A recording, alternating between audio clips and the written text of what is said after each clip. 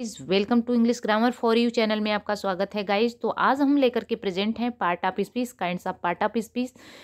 English language में किसी भी टाइप्स का सेंटेंस बनाने के लिए, किसी भी टाइप्स के सेंटेंस को बनाने के लिए हमें 8 टाइप्स के वर्ड्स की नीड पड़ती है। जो 8 टाइप्स के वर्ड को जो पार्ट ऑफ स्पीच कहा जाता है वो कौन से हैं? Noun, pronoun, adjective, verb, adverb, preposition, conjunction, interjection. तो नाउन संज्ञा, प्रोनाउन सर्वनाम, एडजेक्टिव विशेषण, वर्ब क्रिया, एडवर्ब क्रिया विशेषण, प्रीपोजिशन संबंधवाचक, कंजक्शन संयोजक और इंटरजेक्शन विस्मयादि बोधक।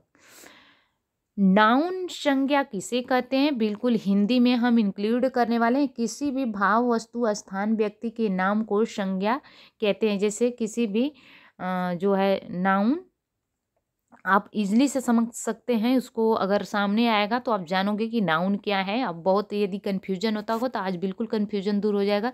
सीधे तौर पे कहे तो जिस चीज़ को हम छू सकते हैं, बहुत ही महत्वपूर्ण चीज़, देख या महसूस कर सकते हैं, वही चीज़ नाउन होता है। बहुत ही ये चीज़ आप इसको अपना हेडलाइन बना के रखेंगे, ठीक। ये रहा नाउन।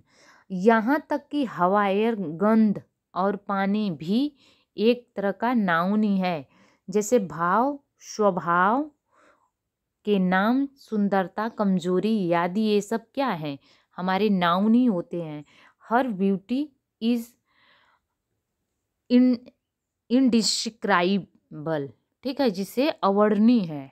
डिस्क्राइबल मतलब डिस्क्राइब करना, इनडिस्क्राइबल तो क्या होता है? अवर्णनीय, जिसका जो है वर्णन किया ना जा सके, इतना अधिक है, तो उसकी सुंदरता अवर्णनीय है।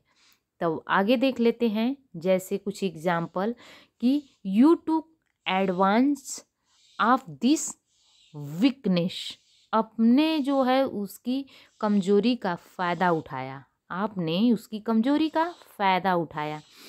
और कुछ सम एग्जाम्पल हैं, आप देख सकते हैं आपके सामने स्क्रीन पे कि व्यक्ति के नाम जैसे मनोज, रीता आदि, ये सब क्या है?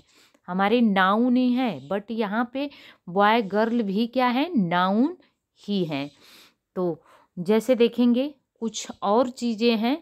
स्थान के नाम, स्थान के नाम की बात हमने भाव का भी कर दिया, वस्तु का भी, व्यक्ति का भी बात हो गई। बट स्थान, अमेरिका, इंडिया, गांव, अमेरिका कंट्री, और यहाँ पे इंडिया कंट्री, विलेज, ये हमारे क्या है? नाउन ही कहे जाएंगे। चलते हैं गाइज, आपको प्रोनाउन से परिचित कराते हैं। तो नाउन संज्ञा के स्थान पर प्रयुक्त होने वाले जो वर्ड हैं वो प्रोनाउन कहलाते हैं। सीधे तौर पे कहें कि नाउन के विकल्प को ही प्रोनाउन कहा जाता है। जैसे जान लेते हैं, मनोज को हम कहेंगे कि हमारे नाउन है, बट इसके स्थान पे प्रयोग ही किया जा रहा है, तो ये हमारा प्रोनाउन हो गया, ठीक।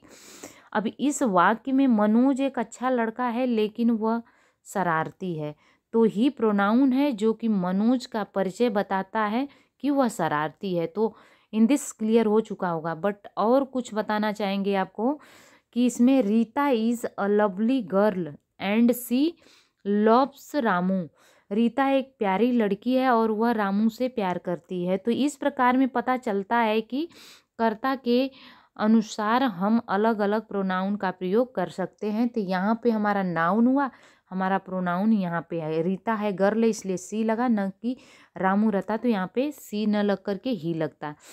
अब देख लेते हैं कुछ और एग्जाम्पल। आपको दिखाने की कोशिश करने से पहले हम बताएंगे कि यहाँ पे लिस्ट देखेंगे किस चीज़ की लिस्ट है। तो प्रोनाउन के I, we, you, they, he, she, it, ये सारे क्या हैं? हमारे प्रोनाउन के लिस्ट ही है, ठीक है। सारे स्क्रीन पे दिख रहे हैं, आप देख सकते हैं।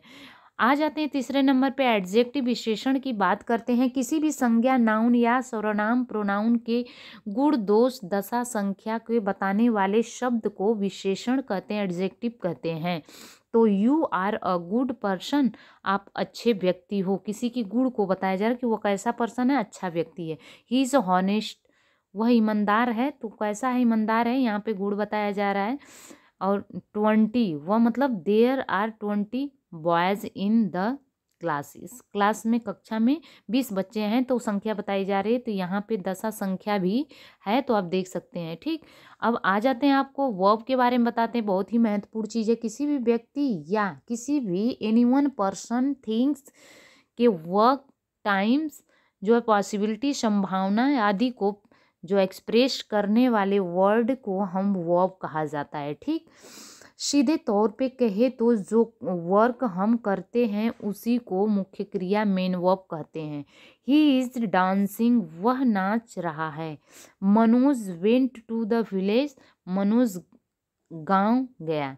मनोज वर्क्स हार्ड, मनोज कड़ी मेहनत करता है। सी इज सिंगिंग, यानी वर्ब आप कलर किया गया है, आप देख सकते हैं यहाँ पर, ये हमारा क्या है, वर्ब है। वर्ब आप देख सकते हैं, हमने बॉक्सिंग में रख दिए हुए हैं, तो यहाँ पे आपको बिल्कुल समझ में आ चुका होगा।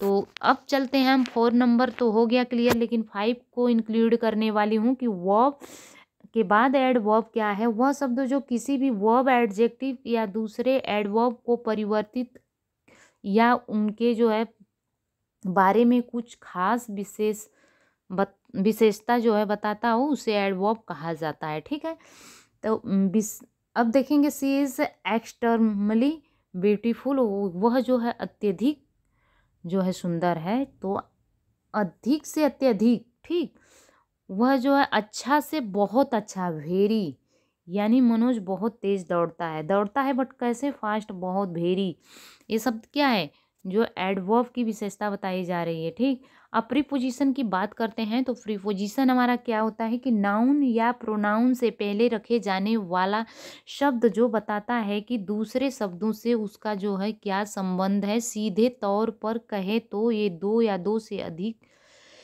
चीजों का, मनोज विल गो टू देलही, मनोज जो है कहाँ, यहाँ से कहाँ, देलही जाएगा। ठीक है, तो गो टू हमारा जो है ये प्रीपोजिशन है। सेम उसी तरह से एक और एग्जांपल देखते हैं कि the football is under the table, football table के नीचे है। ठीक है, इस वाक्य में अंडर जो कि प्रीपोजिशन है और इसका हिंदी का मतलब अंडर के नीचे होता है, जो कि फुटबॉल और टेबल के जो है संबंध को बता रहा है कि फुटबॉल है या टेबल, ये वह टेबल के नीचे है। तो आई होप कि क्लियर हो चुका होगा। नेक्स्ट है अब हमारा एग्जाम्पल कि I have a book in my hand, तो इन हो गया गाइस। तो प्रीपोजिशन आप आसानी से समझ चुके होंगे। अब चलते हैं कंजक्शन पर। कंजक्शन है कि दो सेंटेंसेस मतलब 2 सेंटेंसेस को पेयर्स वाले जो जोड़े बनाने के शब्द को कंजक्शन कहा जाता है। जो वर्ड दो वर्ड या 2 सेंटेंसों को आपस में जोड़े उसे कंजक्शन कहा जाता है। Manoj and Ravi are friend, तो मनोज और रवि दो जो है वर्ड है, दोनों लोग को जोड़ने का काम कौन कर रहा है, यहाँ पर एंड कर रहा है, कंजक्शन है हमारा। वही चीज़ बॉयज़ गर्ल को, दो को वर्डों को जोड़ रहा है, कंजक्शन है। अब यहाँ पे देखेंगे 2 sentence he cam her but went away, तो ये 2 सेंटेंस है, वह यहाँ आया था लेकिन चला गया, ये 2 सेंटेंस को आपस में जोड़ने का काम कर रहा है, कंजक्शन ही है। ठीक है, अब देखेंगे इंटरजेक्शन के बारे में। विस्मय आदि बोधक, यानी आप जान जाएंगे जो एक्सक्लेमेशन चिन्ह होता है या वर्ड होता है उसे ही हम कहेंगे। एलास, रे और ओ, ये हमारे क्या हैं, इसी वर्ड से समझ में आएगा, इंटरजेक्शन ही है। ठीक है, और ये अचानक दिल से निकलने वाले जो है वर्ड होते हैं उसे ही कहा जाता है। तो गाइज बहुत ही अच्छा रहा होगा, समझ में आया होगा। Thanks for watching, God bless you.